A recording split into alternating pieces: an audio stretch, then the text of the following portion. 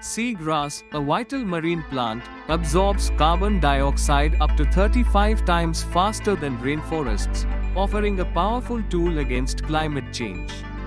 Restoration efforts are underway, like planting seagrass meadows along India's coastline, demonstrating the potential for large-scale climate mitigation.